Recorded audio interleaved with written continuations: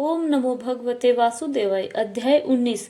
वह पांचों कन्याएं इस प्रकार विलाप करती हुई बहुत देर प्रतीक्षा करके अपने घर में लौटी। जब घर पर आई तो माताओं ने पूछा कि इतना विलंब तुमने क्यों कर दिया। तब कन्याओं ने कहा कि हम किन्नरियों के साथ क्रीड़ा करती हुई सरोवर पर थी और कहने लगी कि आज हम थक गई हैं और जाकर लेट गई। वशिष्ठ जी कहते हैं, इस प्रकार आशय को छुपाकर वह विरह की मारी पड़ गई। उन्होंने घर में आकर किसी प्रकार की क्रीड़ा नहीं की। वह रात्रि उनको एक युग के समान बीती हुई दिखी। सूर्य नारायण के उदय होते ही अपने आप को जीवित मानती हुई माताओं की आज्ञा लेकर गौरी पूजन करके वे कन्याएं वहां पर जाने लगी। उसी समय ब्राह्मण भी स्नान करने के लिए आच्छोद सरोवर पर आ रहा था। उसके आने पर कन्याओं ने वाह वाह किया, जैसे कमलिनी प्रातः काल सूर्योदय को देखकर कहती है। उसको देखकर उनके नेत्र खुल गए और उस ब्रह्मचारी के पास गई। आपस में एक दूसरे का हाथ पकड़कर चारों तरफ से उसको घेर लिया और कहने लगी कि मूर्ख, उस दिन तू भाग गया था, आज नहीं भाग सकता। हम लोगों ने तुमको घेर लिया है। ऐसे वचन सुनकर बाहुपाश में बंधे हुए ब्राह्मण ने मुस्कुराकर कहा, तुमने जो कुछ कहा सो ठीक ही है, परंतु मैं तो अभी विद्याभ्यासी और ब्रह्मचारी हूँ। गुरुकुल में मेरा विद्याभ्यास पूरा नहीं हुआ है। पंडित को चाहिए कि जिस आश्रम में रहे उसके धर्म का पालन करे। इस आश्रम में मैं विवाह का करना धर्म नहीं समझता। अपने व्रत का पालन करके और गुरु की आज्ञा पाकर ही मैं विवाह कर सकता हूँ, पहले नहीं कर सकता। यह बात सुनकर वह कन्याएं इस प्रकार बोली जैसे वैशाख मास में कोयल बोलती है।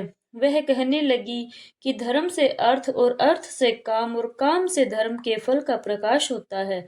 हम काम सहित धर्म की अधिकता से आपके पास आई हैं, सो आप पृथ्वी के सब भोगों को भोगिए। उस ब्राह्मण ने कहा कि तुम्हारा वचन सत्य है, किंतु मैं अपने व्रत को समाप्त करके ही विवाह कर सकता हूँ, पहले नहीं कर सकता। तब वे कन्याएं कहने लगी, तुम मूर्ख हो। अनोखी औषधि, ब्रह्म बुद्धि, रसायन सिद्धि, अच्छे कुल की सुंदर नारियों तथा मंत्र जिस समय प्राप्त हो तभी ग्रहण कर लेना चाहिए। इसी से कार्य को टालना अच्छा नहीं होता। केवल भाग्य वाले पुरुष ही प्रेम से पूर्ण अच्छे कुल से उत्पन्न स्वयंवर चाहने वाली कन्याओं को प्राप्त होते हैं।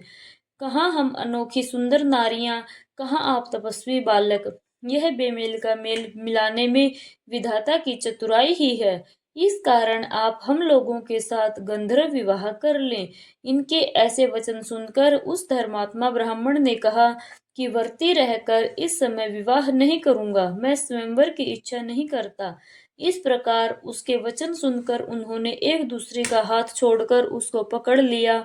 सुशील और सुस्वरा ने उसकी भुजाओं को पकड़ लिया। सुतारा ने आलिंगन किया और चंद्रिका ने उसका मुख चूम लिया, परंतु फिर भी वह ब्रह्मचारी विकार रहित तथा काम की बाधा से पीड़ित नहीं हुआ। फिर उसने क्रोधित होकर उनको श्राप दिया कि तुम डायन की तरह मुझसे चिपटी हो, इस कारण तुम पिशाचनी हो जाओ। ऐसे श्राप देने पर वह उसको छोड़कर अलग खड़ी हो गई। उन्होंने कहा कि हम निरपराधियों को वृथा क्यों श्राप दिया, तुम्हारी इस धर्मगीता पर धिक्कार है। प्रिय करने वाले से बुराई करने वाले का सुख दोनों लोकों में नष्ट हो जाता है, इसलिए तुम भी हम लोगों के साथ पिशाच हो जाओ। तब वे आपस के क्रोध से उस सरोवर पर पिशाच पिशाचनी हो गए और बस पिशाच पिशाचनी कठिन शब्दों से चिल्लाते हुए अपने कर्मों को भोगने लगे। वशिष्ठ जी कहने लगे, हे राजन, इस प्रकार वह पिशाच उस सरोवर के इधर उधर फिरते रहे।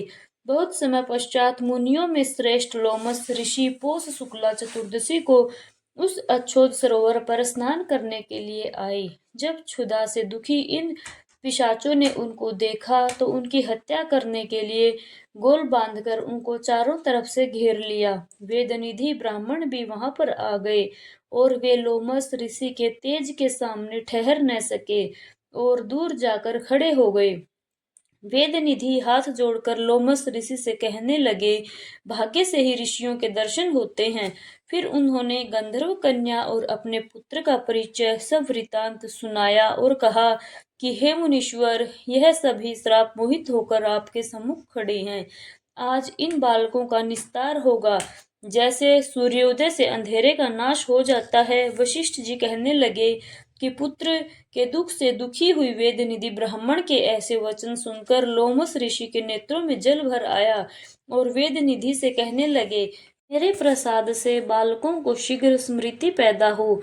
मैं उनको धर्म कहता हूँ, जिससे इनका आपस का श्राप विलीन हो जाए। जय श्री राधे। आगे का वृतांत सुनेंगे अध्याय 20 में। हरे कृष्णा। राधे राधे।